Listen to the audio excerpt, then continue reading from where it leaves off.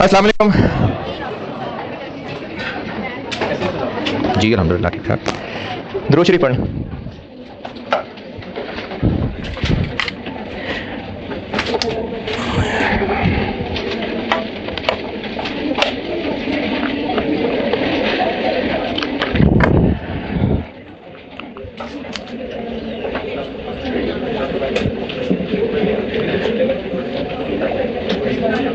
Depreciation की calculation काफी है। वो जो मैंने 4 पॉइंट्स लिखे थे कि उनमें डेप्रिसिएशन बाद में चेंज हो जाएगी, estimate change, subsequent capex, revaluation और इंपेयरमेंट।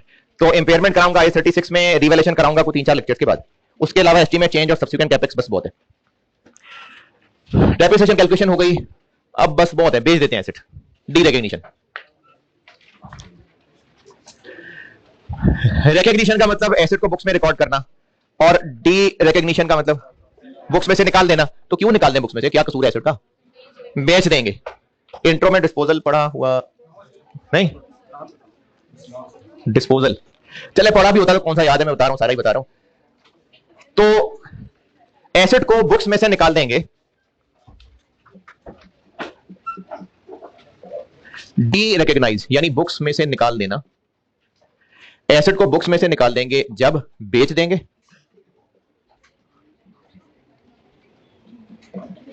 या फिर बिल्कुल बेकार हो जाएगा तो फेंक देंगे। No further future economic benefits are probable. No further future economic benefits are probable. अच्छा, स्टूडेंट को ना ये खुद नहीं फैसला करना। स्टूडेंट को तो सवाल वाला बताएगा कि अगर किसी एसेट को बुक्स में से निकालना है कि अब वो बेकार है। इसमें कोई ज्यादा मुश्किल काम नहीं है। और बेचना तो वो भी सवाल में बताया होगा। वैसे बिजनेस के लिए बता रहा हूं कि अगर एसेट बेच दे तो बुक्स में से निकाल देंगे, और अगर फेंकना है, खत्म करना है, तो भी बुक्स में से निकाल देंगे। अगर बेचेंगे तो जितने का बुक्स में है, क्या कहते हैं वैल्यू को, जितने का बुक्स में आ रहा होता है नेट बुक वैल्यू, उतने का ही बेचेंगे। नहीं, जरूरी नहीं है। तो अगर उससे ज्यादा का बेचा तो प्रॉफिट होगा, और कम का बेचा तो लॉस होगा। तो दूसरी बात ये कह लेता हूं कि एनी गेन या loss on derecognition shall be recorded in P&L। Profit and loss यानी इनकम स्टेटमेंट कह लें। तो गेन हुआ तो वो इनकम है, लॉस हुआ तो वो एक्सपेंस है, तो उसको इनकम स्टेटमेंट में ले आएंगे। बताने का मकसद यह है कि बेचते हुए जो प्रॉफिट या लॉस होगा वो एक्सपेंस या इनकम है।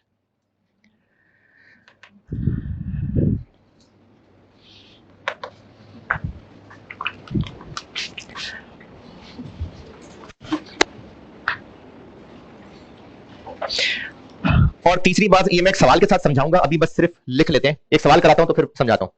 वो ये कि इन केस ऑफ,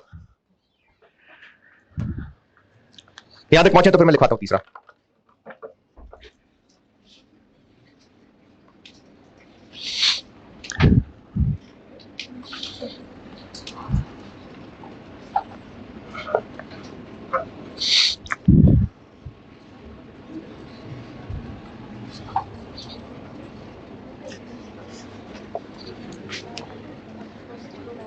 ये यहां तक पहुंचे ना, बोलता हूं आगे। तीसरा पॉइंट बता रहा हूं, in case of major part replacement, in case of major part replacement, major part replacement and subsequent major inspection. In case of major part replacement, ये तीसरी बात बता रहा हूं यहां, in case of major part replacement and major inspection, subsequent major inspection,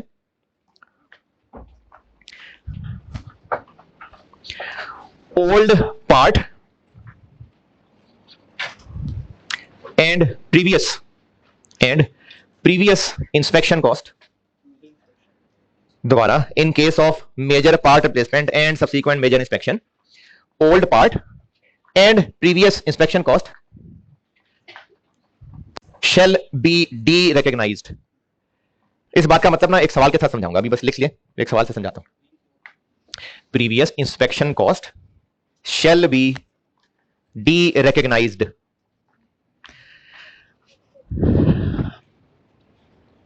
D recognition में जो अंग्रेजी बता रहा था वो पूरी, अब आगे इसकी प्रैक्टिस और एंट्रीज कराऊंगा। तो पहले तो एक छोटा सा सवाल लिख लें, अकाउंटिंग ना भूल गए आप 2 दिन में। Cost of asset, cost of asset 5,05,100,000, खरीदा था 1 सितंबर 2017। अकाउंटिंग ईयर जनवरी से दिसंबर है, अकाउंटिंग ईयर जनवरी से दिसंबर।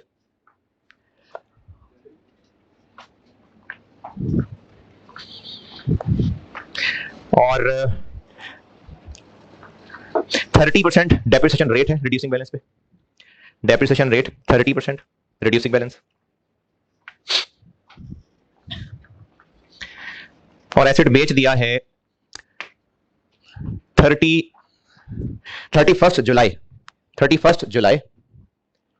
2021 को फॉर 80,000 80,000 का बेच दिया 31 जुलाई 2021 को। आप कैलकुलेट कर दें कि इसको बेचने पे प्रॉफिट हुआ या लॉस, प्रॉफिट या लॉस ऑन डिस्पोजल कैलकुलेट कर दें। अच्छा वैसे तो कॉमन सेंस की बात है, लेकिन फिर भी कुछ बहुत मासूम बच्चे भी हो सकते हैं, तो कैसे निकलेगा ये प्रॉफिट लॉस ऑन डिस्पोजल अगर कैलकुलेट करना हो तो? जितने का बेचा minus cost net book value, क्योंकि कॉस्ट तो कुछ डेप्रिशिएट भी हो गई थी, तो बाकी अमाउंट रहती थी इतनी, तो इतने का बेचा, तो जो दोनों का डिफरेंस है वो प्रॉफिट या लॉस है। तो डिस्पोजल के टाइम पे गेन हुआ या लॉस कर दीजिए कैलकुलेट।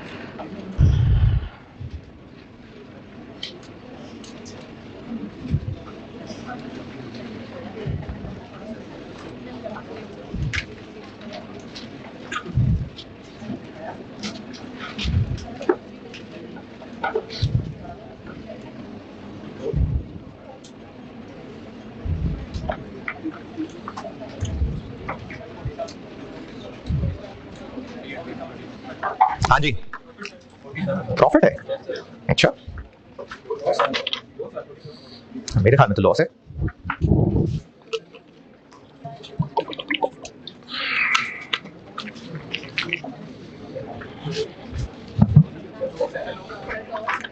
हाँ जी सस्ता बेचा मैंने अपनी तरफ से तो।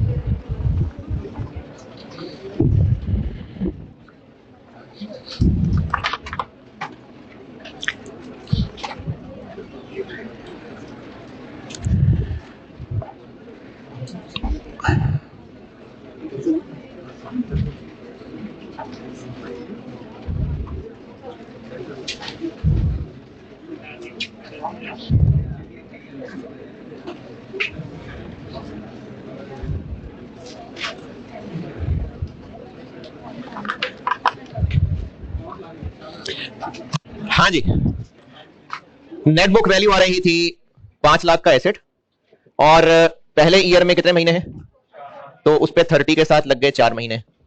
फिर उसके बाद 2018, 19, 20 पूरे 3 साल। फिर उसके बाद 21 के 7 महीने।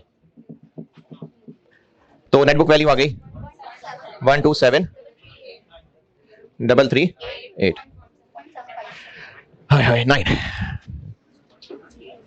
इतनी बुक वैल्यू वाला एसेट कितने का बेचा? 80,000 का। तो अगर बुक वैल्यू इतनी है और 80,000 का बेचा है तो लॉस हो गया ना 47,339। लॉस कैसे हो गया? सस्ता बेचेंगे तो लॉस हो रहा है जी। ये जो मंथली बेसिस है या फुल ईयर बेसिस है, इसमें से बाय डिफॉल्ट क्या है? मंथली बेसिस है। तो सवाल बनाने वाला भी इसी चीज को समझेगा, अगर सवाल में फुल ईयर है तो है, वरना मंथली है। 47 लॉस ना निकला हो किसी से? लॉस। अच्छा, कोई मासूम बच्चा अगर ऐसा है कि वो कहे जी कि इसमें से ये माइनस कर रहे हैं, तो आपने तो कहा था इसमें से ये माइनस करना है, तो वो प्लस में आंसर आ रहा है, नहीं माइनस में आना चाहिए था, है ब्रैकेट तो लगे ही नहीं। जो बेचा है सस्ता सस्ता मतलब कम ना, तो सस्ता बेचा है तो लॉस ही होगा ना, कि प्रॉफिट है? लॉस है। 47,339 लॉस आ गया। तो ये वैसे ही बस एमी कैलकुलेशन के लिए सवाल कराया था। अच्छा, अब ये ना, ये जो मैंने तीसरा पॉइंट लिखवाया था, ये मैं आपको प्रैक्टिस से समझाऊंगा। पहले मैं आपको इनकी एंट्रीज बता दूं, हो सकता है सवाल में एंट्रीज मांगी हो। एसेट खरीदा तो एंट्री क्या होगी? जो भी एसेट है वो डेबिट कैश क्रेडिट। खुद बना रहे हैं तो वो IAS 23 में बताऊंगा। फिर उसके बाद डेप्रिसिएशन पड़ी, डेप्रिसिएशन की भी अकाउंटिंग बता दी। तो बेच रहे हैं तो इसकी भी मैं अकाउंटिंग एंट्रीज बता रहा हूं।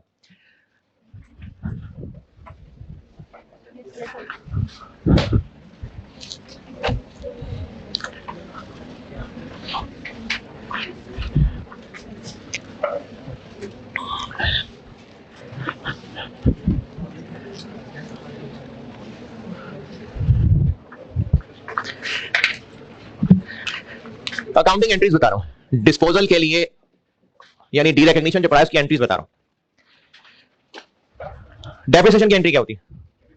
डेप्रिसिएशन डेबिट और अगर asset credit net book value है तो फिर एसेट क्रेडिट। तो इसी तरह ना एंट्रीज डिस्पोजल की करनी है, इसके लिए भी डिपेंड करता है कि एसेट अकाउंट कैसे बन रहा है।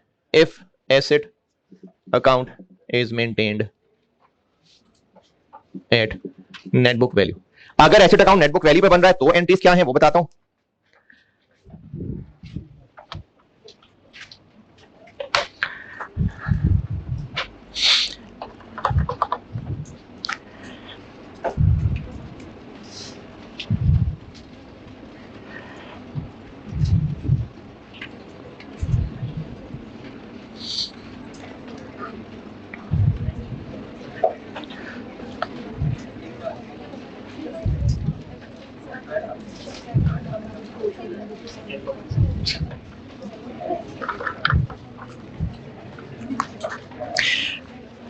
जब एसेट बेच रहे हैं तो तीन काम हो रहे हैं। जो एसेट बेच रहे हैं वो बुक्स में से निकलेगा, जितने का बेच रहे हैं वो कैश बिजनेस को मिलेगा, और दोनों में फर्क प्रॉफिट लॉस रिकॉर्ड होगा। तो इस काम को ना, इन तीनों कामों को तीन अलग अलग स्टेप्स में तोड़ के करते हैं। पहला काम होता है एसेट को बुक्स में से निकालना। एसेट को बुक्स में से निकाल देते हैं। एसेट को बुक्स में से निकालेंगे तो एसेट बुक्स में डेबिट बैलेंस आ रहा है, क्रेडिट बैलेंस। जो एसेट बेच रहे हैं डेबिट, उसको बुक्स में से खत्म करना है तो क्रेडिट कर देंगे, एसेट हो जाएगा क्रेडिट। किस अमाउंट से? बुक्स में किस अमाउंट पे अपीयर हो रहा है वो? Net book value. ये तो उस अकाउंट में नेट बुक वैल्यू आ रही है तो नेट बुक वैल्यू से ही एंट्री हो जाएगी। डेबिट क्या होगा? जैसे वो कोई चीज शॉप से खरीदते हैं ना, तो वो शॉपर में डाल देता है और फिर घर आके शॉपर से निकाल लेते हैं, शॉपर का काम खत्म। तो आप समझे शॉपर की तरह का अकाउंट है, उसको डिस्पोजल कहते हैं। ये शॉपर नस्ल का अकाउंट, एसेट को बेचते हुए बस एक टेम्पररी अकाउंट, डिस्पोजल शॉपर की नस्ल है। तो शॉपर टाइप ये डिस्पोजल डेबिट और एसेट क्रेडिट। और इसका ताल्लुक किस ग्रुप से? एसेट्स लायबिलिटीज है। ये कोई एसेट लायबिलिटी नहीं, बस एक शॉपर है। ये डिस्पोजल नामी अकाउंट डेबिट, ये खत्म हो जाएगा अभी, फेंक देंगे इसको। तो डिस्पोजल डेबिट और एसेट क्रेडिट। एसेट को बुक्स में से निकाल दिया, फिर एसेट जितने का बेचा, सेल प्रोसीड्स। प्रोसीड्स कहते हैं पैसों को, सेल प्रोसीड्स जो उसके पैसे मिले बेचने के, क्या डेबिट होगा? कैश डेबिट होगा। उधार पे बेचा है तो कोई रिसीवेबल हो जाएगा, नॉर्मली कैश पे बेचा होता है तो कैश डेबिट। और क्रेडिट क्या हो जाएगा? एसेट। एसेट फिर क्रेडिट कर दें तो यही जो शॉपर बनाया था, यही शॉपर क्रेडिट। किस अमाउंट से? जितने का बेचा है, जितने पैसे मिल रहे हैं वो, जितने का बेच रहे हैं। ये दो एंट्रीज करने के बाद तीसरा काम होगा इस पे प्रॉफिट या लॉस निकालना। तो प्रॉफिट या लॉस निकालने के लिए हम इस शॉपर का टी अकाउंट बना देंगे। ये दो एंट्रीज करने के बाद ये डिस्पोजल के टी अकाउंट में देखें कहां कहां क्या क्या आ रहा होगा। ये दो एंट्रीज पोस्ट करनी है इधर, और एसेट की क्या अमाउंट, नेट बुक वैल्यू आ रही होगी, और क्रेडिट साइड पे ये कैश आ रहा होगा, ये सेल वैल्यू आ रही होगी।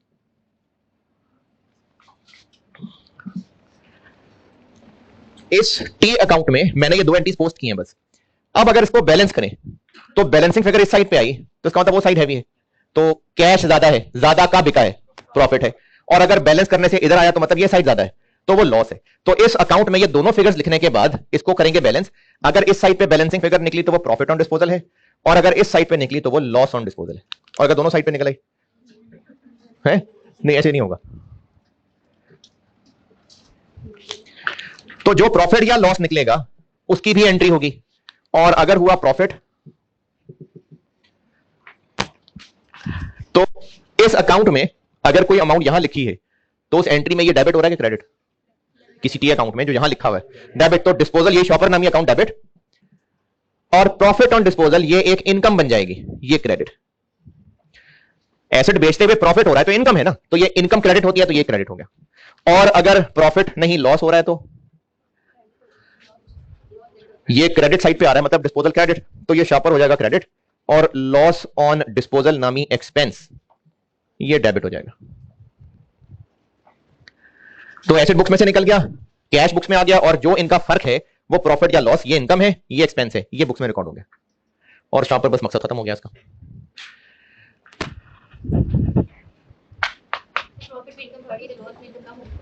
एक्सपेंस बढ़ रहा है ना, एक्सपेंस बढ़ रहा है इसलिए loss on disposal debit, income बढ़ रही है तो प्रॉफिट ऑन डिस्पोजल क्रेडिट। ये इनकम ग्रुप है, वो एक्सपेंस ग्रुप है।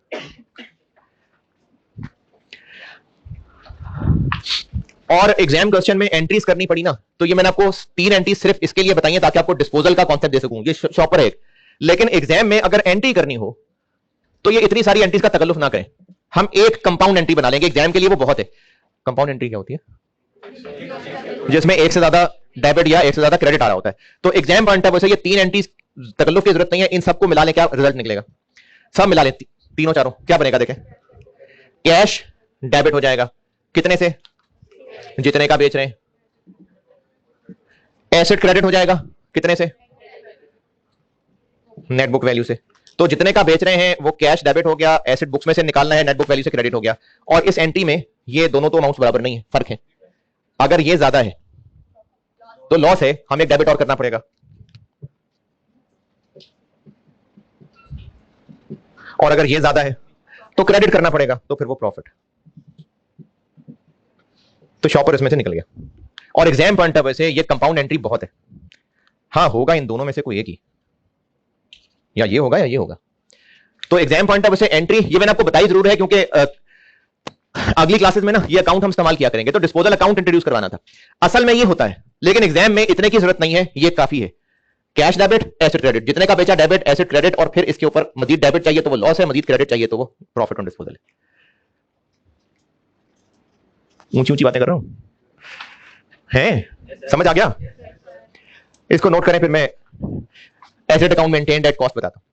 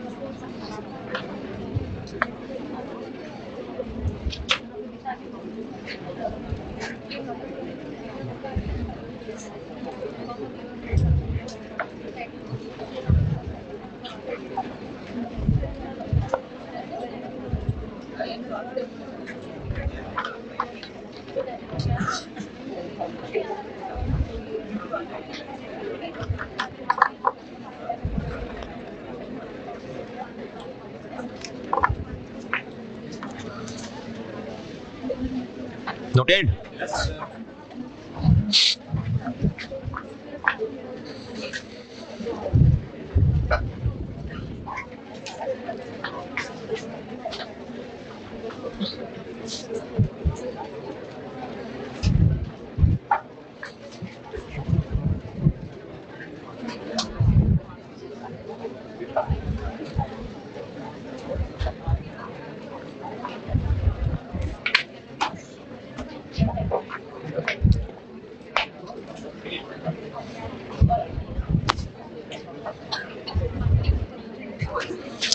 अगर एसेट का अकाउंट कॉस्ट पे बन रहा है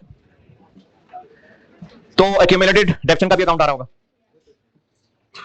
जाग रहे हैं, है ना? एक्यूमुलेटेड का भी अकाउंट आ रहा होगा। तो अगर हमने एसेट को बुक्स में से निकालना है तो एसेट के अकाउंट में क्या वैल्यू आ रही है एसेट के अकाउंट में, तो इसलिए हमें इसको एसेट से निकाल के शॉपर में डालना है कॉस्ट से। एसेट को बुक्स में से निकाल दिया तो एक्यूमुलेटेड डेप्शन को बुक्स में रहने दें, जब याद आया करेगी एसेट की तो एक्यूमुलेटेड देख लिया करेंगे। एसेट को निकाल रहे हैं बुक्स में से तो एक्यूमुलेटेड को भी बुक्स में से निकालेंगे, तो हमें एसेट को निकालते हुए ये एंट्री भी करनी पड़ेगी और एक्यूमुलेटेड को भी बुक्स में से निकालना होगा।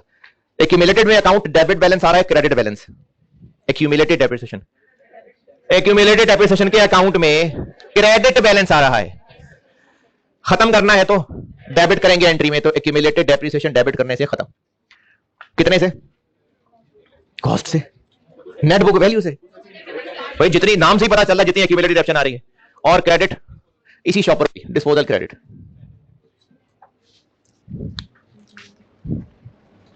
तो एसेट को बुक्स में से निकालना है, उसकी एक्यूमुलेटेड को भी बुक्स में से निकालना है, और जितने का बेचेंगे ये एंट्री सेम रहेगी। फिर ये जो शॉपर 2-3 दफा डेबिट क्रेडिट कर दिया, इसके अकाउंट में देखें तो इधर कॉस्ट आ रही होगी एसेट की, इस साइड पे एक्यूमुलेटेड डेप्शन आ रही होगी, कैश आ रहा होगा, और अब बैलेंस करेंगे तो उतना ही प्रॉफिट लॉस भी निकलेगा। प्रॉफिट आया तो ये एंट्री, लॉस आया तो ये एंट्री। और अगर एग्जाम में एंट्री करने को पूछा जाए, ये आपको ना मैंने सारी एंट्रीज 4 एंट्रीज इसलिए बताई हैं ताकि आपको डिस्पोजल का कॉन्सेप्ट पता चले। कुछ सवालों में आगे वर्किंग में हम ये अकाउंट बना रहे होंगे, लेकिन अगर सवाल में एंट्रीज पूछी जाए तो फिर ये इतनी सारी करने की बजाय एक कंपाउंड काफी है। अब इन सबको मिलाएं तो क्या बन जाएगी कंपाउंड? अच्छा, सब एंट्रीज को मिलाने वाली मैंने बात तो कर दी है, क्या मतलब सबको मिलाएं एंट्री? क्या सबको अगर इकट्ठा करके एक जगह करें तो डिस्पोजल कट के खत्म हो जाएगा? कोई रिस्पॉन्स नहीं देते यार। एसेट क्रेडिट, एक्यूमुलेटेड डेबिट, और कैश डेबिट, और प्रॉफिट या लॉस। तो कंपाउंड एंट्री करने से कैश डेबिट जितने का बेचा, accumulated depreciation debit, asset credit. कितने से एसेट क्रेडिट? कॉस्ट से। कैश डेबिट, एसेट और उसकी एक्यूमुलेटेड डेप्शन, और फिर बैलेंस करके प्रॉफिट या लॉस। ये है डिस्पोजल की अकाउंटिंग।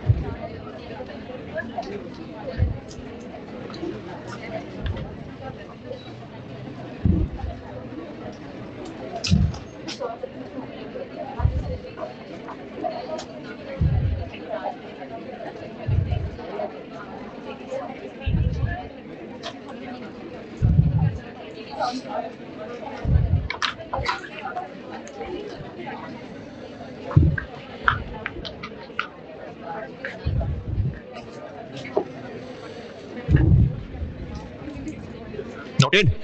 सवाल लिखें।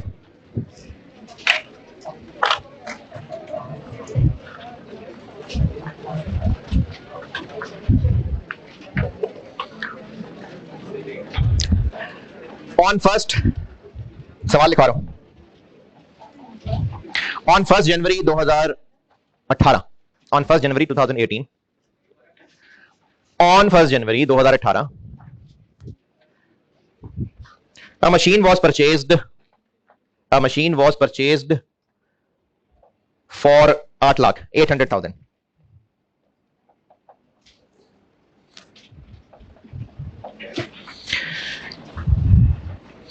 Initially estimated useful life, initially estimated useful life was 10 साल, 10 years. Initially estimated useful life was 10 years.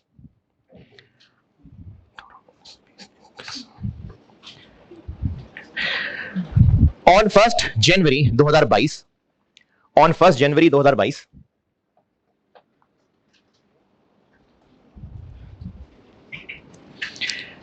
as a result of major breakdown, as a result of major breakdown, certain parts were damaged.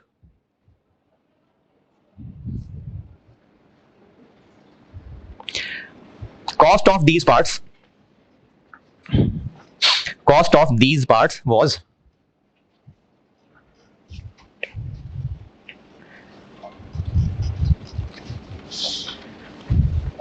$240,000, 2,40,000, 240,000. New parts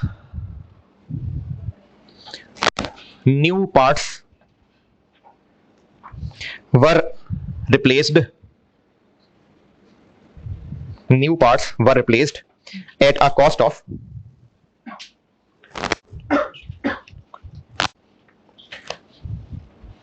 $300,000, 3 lakh. Old parts were sold as scrap. Old parts were sold as scrap for 15,000, 15,000. Straight line method है, accounting year जनवरी से दिसंबर है, straight line method accounting year जनवरी दिसंबर है. मुझसे required है journal entries for the year ending, journal entries for the year ending 31 December 22.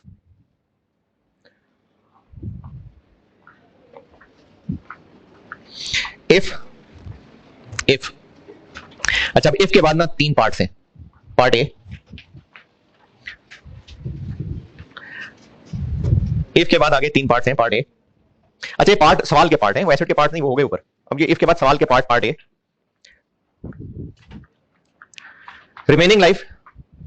Remaining life of machine was reduced. Remaining life of machine was reduced by 1 year. Part B, there is no change in remaining life of machine. Part B है, there is no change in remaining life of machine.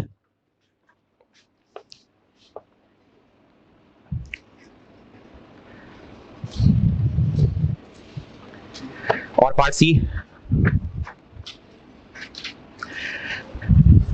There is no change. Part C बता रहा हूं, there is no change in remaining life of machine. जी होशोवास में कह रहा हूं, लिखे हैं होशोवास में कह रहा हूं. There is no change in remaining life of machine, but new parts have a useful life. New parts have a useful life of 4 years, 4 साल. अच्छा, ये 3 इंडिपेंडेंट सिचुएशन हैं, मुझसे रिक्वायर्ड है.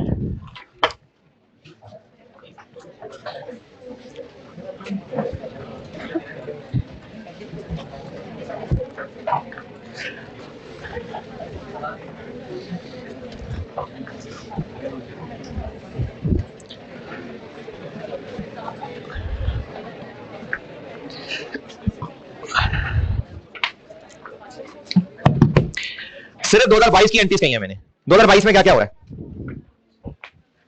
2022 में क्या क्या हो रहा है? मेजर ब्रेकडाउन हो गया तो मेजर डेबिट ब्रेकडाउन क्रेडिट क्या एंट्री क्या करें? 2022 में क्या क्या हो रहा है जिसकी एंट्रीज करें? नए पार्ट्स ऐड हुए हैं, पुराने डिस्पोज ऑफ हो रहे हैं। एक आप पॉइंट पढ़ें अभी इस सवाल से पहले जो अंग्रेजियां लिखवाई थी उसमें पॉइंट 3 मैंने कहा जब मेजर पार्ट रिप्लेसमेंट हो रही होगी तो पुराने पार्ट्स को हम बुक्स में से निकाल देंगे। और फिर आप काफी सारे पेजेस पीछे जाएं जब मैंने रिकॉग्निशन पढ़ाई थी, और आराम से पेजेस पढ़ जाएंगे आराम से। तब रिकॉग्निशन में मैंने एक बात तब लिखवाई थी, समझाई नहीं थी, कि cost of major part replacement को एसेट की कॉस्ट में ऐड करेंगे। अब इन दोनों बातों को मिला रहा हूं कि जब किसी एसेट में पार्ट्स रिप्लेस हो ना, अच्छा अगर गाड़ी का एक्सीडेंट हो रहा है और बस उसी की डेंटिंग पेंटिंग पेंट दोबारा हो गया, चाहे जितना मर्जी खर्चा लगा, पार्ट रिप्लेस हो रहे हैं, ये रिपेयर है। लेकिन अगर इंजन चेंज हो रहा होता तो फिजिकल इंजन पुराना निकाल के नया इंजन लगा रहे होते। अब ये पार्ट्स रिप्लेस हो रहे हैं और 250-300 का इंजन मिल जाएगा गाड़ी का, महंगा होगा, तो मेजर पार्ट रिप्लेसमेंट। और सवाल में आपको ये इजीली पता चल जाया करेगा अगर पार्ट रिप्लेसमेंट है तो पार्ट रिप्लेस हो रहा होगा और अमाउंट भी मुनासिब होगी बड़ी। कैसे पता बड़ी? अपनी जेब के हिसाब से देखेंगे, है वो तो हो सकता है 250 भी ज्यादा ही हो। हाँ, एसेट की कॉस्ट के हिसाब से तो 10-20% तो हो ना, तो फिर ये मेजर है। तो जो पार्ट रिप्लेस हो रहा है फिजिकली, पुराने पार्ट्स निकाल के नए पार्ट्स डाल रहे हैं, तो इसी तरह से पुराने पार्ट्स को बुक्स में से निकाल के नए पार्ट्स बुक्स में ले आएंगे। तो पुराने पार्ट्स का बुक्स में से निकालना डी रिकॉग्निशन हो गई और नए पार्ट्स का बुक्स में ले आना रिकॉग्निशन हो गई। इसलिए इस पॉइंट को दोनों जगह पर लिखवाया था। तो 1 जनवरी को 2 काम हो रहे हैं, नए पार्ट्स बुक्स में शामिल हो रहे हैं। Machine debit, cash credit. कितने के नए पार्ट्स? कितने के नए पार्ट्स? 3 लाख के। और 3 लाख के न्यू मतलब नए पार्ट्स कितने के हैं? फिर 2,40,000। नए पार्ट्स कितने के? नए 3 लाख के। नए पार्ट नहीं यकीन आ रहा, 3 लाख के। 3 लाख के। पुराने कितने के थे? तो वो जो नए पार्ट्स है ना, ये फिजिकली भी मशीन में ऐड और बुक्स में भी हमने नई मशीन ही समझे खरीदी, एडिशन। और जो पुराने पार्ट्स हैं वो बुक्स में से निकालने हैं, तो उनके लिए फिर डिस्पोजल वाली अकाउंटिंग। क्या अकाउंटिंग? हाँ जी, डिस्पोजल नहीं डेबिट ना। अभी इतनी सारी इधर कहा था कि 4 एंट्रीज के चक्कर में ना पड़े, एक कंपाउंड एंट्री कर दें जी। कैश कितना डेबिट? 15,000। एक्यूमुलेटेड एक्शन डेबिट पता नहीं, देखते हैं। मशीन कितने से क्रेडिट? यहां बोलना था 240। मशीन कितने से क्रेडिट? 240। क्यों 240? अच्छा, बेशक हम कुछ पार्ट्स निकाल रहे हैं, लेकिन एक एसेट में जब मेजर पार्ट रिप्लेसमेंट होगी ना, तो उसके पार्ट्स की अकाउंटिंग ऐसे है जैसे बेच रहे हैं, और खरीदने वाले की अकाउंटिंग ऐसी है जैसे नया खरीद रहे हैं। तो ये वाली बात मैंने आपको रिकॉग्निशन में बताई थी, ये मैंने अभी डी रिकॉग्निशन में पॉइंट 3 बताया था। तो पुराने पार्ट्स का बेचना मान लेंगे हम। पुराने पार्ट्स को बेचेंगे तो उसकी कॉस्ट क्रेडिट, एक्यूमुलेटेड डेबिट, और जितने के बेचे वो डेबिट। और इस पे लॉस है या गेन वो हमें ये फिगर लिखने से पता चलेगा। लॉस ही है वैसे, लेकिन ये फिगर लिखेंगे तो पता चलेगा।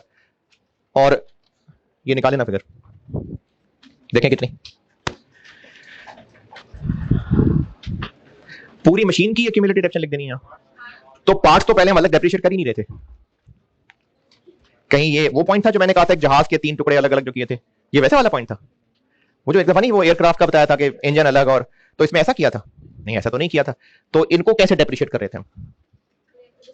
जब पूरा 8 लाख का ऐसे डेप्रिशिएट हो रहा था तो उसके अंदर ये भी तो साथ ही है ना, तो इसलिए 240 की एक्यूमुलेटेड एक्शन करिए कैलकुलेट।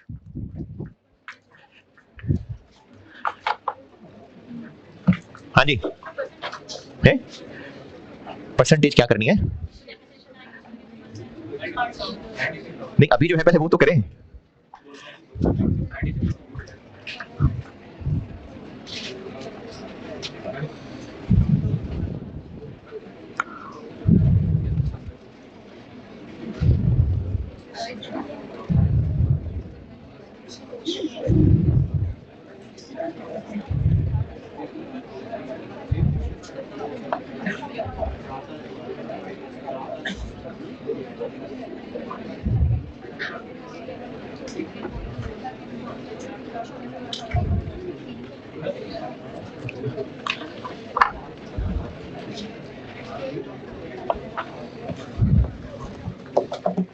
कितनी? अच्छा, जिनको समझ नहीं आ रही कि एक पार्ट को कैसे डेप्रिशिएट करें, अजीब लगेगा भाई। देखें, जब 8 लाख डेप्रिशिएट हो रहा है तो उसमें शामिल 1-1 रुपया डेप्रिशिएट हो रहा है। तो इसको डेप्रिशिएट कैसे कर रहे थे? स्ट्रेट लाइन मेथड है, डिवाइडेड बाय। आरबी नहीं बताई तो जीरो है, तो डिवाइड बाय 10 कर रहे थे ना। अब यही सलूक जब 8 लाख के साथ हो रहा था, तो इसके अंदर जो कुछ भी है सबके साथ यही सलूक हो रहा था। तो नहीं 80 तो मैंने वैसे लिख के दिखाया था। जो पार्ट्स फेंके हैं उनकी कितनी जिंदगी गुजर गई थी? 4 साल ना। तो हमें एक्चुअली 4 साल की एक्यूमुलेटेड निकालनी है। तो उनकी एक्यूमुलेटेड एक्शन निकालने के लिए 240 डिवाइडेड बाय 10 इंटू 4, तो 4 साल की एक्यूमुलेटेड आ जाएगी 96। रेहान जी तो कैमरा करना। जो पार्ट्स फेंके हैं उनकी एक्यूमुलेटेड निकालिए। जब पूरा 8 लाख का एसेट डेप्रिशिएट हो रहा है, तो 240 भी तो बेटा उसका हिस्सा है ना, तो वो भी वैसे ही डेप्रिशिएट हो रहा था। अब चूंकि हमने इसको बुक्स में से निकालना है, इसलिए ये फिगर पोर्शन अलग कैलकुलेट करना पड़ा। 10 साल लाइफ 4 गुजर चुके थे, 96,000 एक्यूमुलेटेड आ गई, कॉस्ट 240 है। और अब आप देखेंगे तो पता लगेगा लॉस है कि गेन है। तो लॉस है, लॉस ऑन डिस्पोजल डेबिट कितना? 129,000। ये पुराने पार्ट्स डी रिकॉग्नाइज हो गए।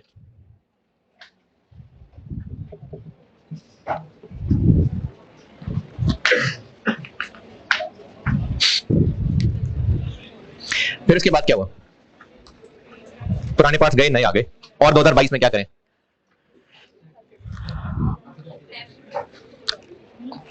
और कुछ करें कि ना करें? बस खत्म। स्क्रैप क्या? ये कर दी ना, और क्या करना है? ये हो तो क्या, 15,000 लिख तो लिया।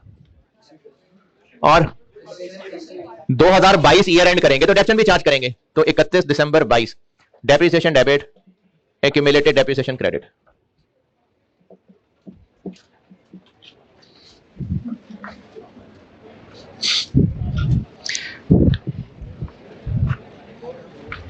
अच्छा, अब मैंने ना आपको रिक्वायरमेंट एबीसी 3 सिनेरियो बना के दिए थे। इस पे क्या फर्क पड़ेगा? उन तीनों का इस पे क्या फर्क है? इन पे, इन दोनों एंट्रीज पे, इन पे फर्क नहीं है। बस डेप्रिसिएशन फॉर द ईयर आप जो कैलकुलेट करनी है उस पे फर्क है। तो अगर एग्जाम में इस तरह का सवाल होता तो आप सॉल्यूशन में ये 2 एंट्रीज करते, ये तो ऐसी ही रहेंगी।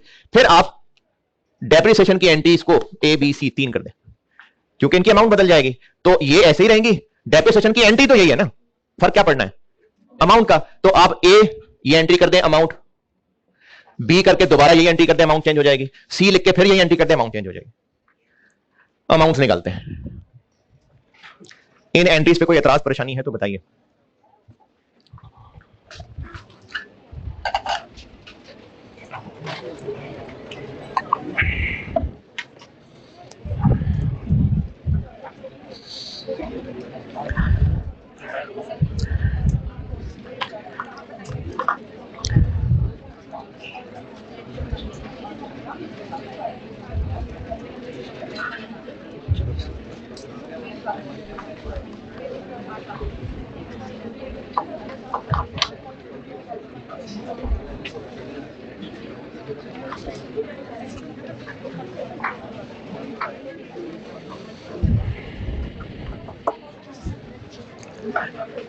इन एंट्रीज पे कोई इख्तलाफ?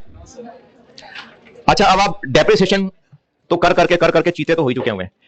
ये तीनों पार्ट की डेप्रिसिएशन। अच्छा, अंग्रेजी समझ नहीं आ रही तो वो पूछ लें। पार्ट ए की अंग्रेजी क्या है?